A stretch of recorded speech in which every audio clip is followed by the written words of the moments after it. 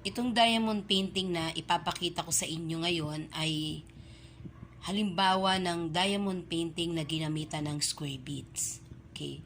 Pero bago yan, okay, itong diamond painting na to ay mas maraming ginamit na na beads. Bali, umabot siya ng 29. Katulad ng binanggit ko sa mga nakaraan ko na na video, kinakailangan pagdating ng kit ninyo na i-check yung maigi yung contents niyan. I-check nyo kung nandiyan ba yung lahat ng mga kinakailangan nyo na mga beads. Okay? Itong nandito ay numero. Yung bawat plastic na lalagyan ng beads, ayan yung mga number. From 1 to 29.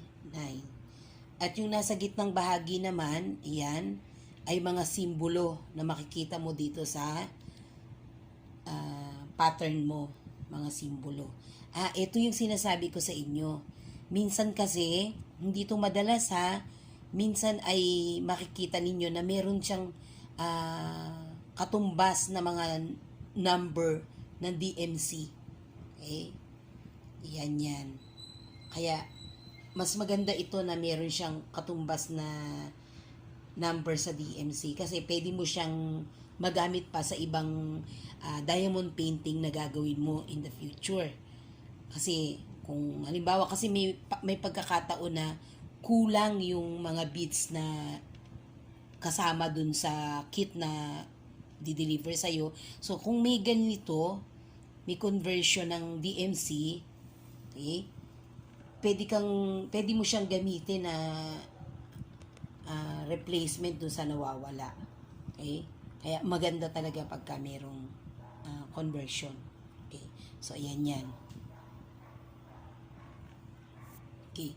Tingnan nyo yung bawat isa. I-focus ko. Okay? Square po yan. Square. Square siya. Yan. Square. Itong pattern na to ay maganda, mas maganda talaga kung square ang gagamitin mo dahil siya, kumbaga punong-puno, hindi mo makikita yung yung tawag dito, yung pinaka canvas mo, hindi mo makikita yung mga puti kasi pagka round beads, mayroon ka makikita mga puti-puti pero pagka square beads, ayan, punong-puno siya. Ayan, maganda yung nagiging kalalabasan. Okay. Yan, maganda siya. Kita niyo yan? Yan, bawat bahagi. Okay.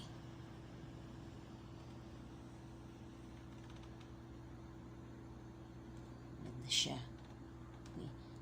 Lalong makintab kasi itong diamond painting na to ay na siya, nakasil na siya, naisil ko na siya kaya kita mo mas makintab pa siya kaysa sa dati na wala pa, na hindi pa nakasil. Okay? Yan siya. Yan. Ganda, diba? So, ano na lang nito is, finished product na to Ang kailangan na lamang ay, i-frame. So, palibasa nga sabi ko nga sa nauna kong mga video, hindi ko pa siya ipapa-frame kaya nilalagay ko sinisil ko siya para ma-preserve, para hindi matuklap-tuklap yung kanyang mga beads. Okay? Yan, isang halimbawa.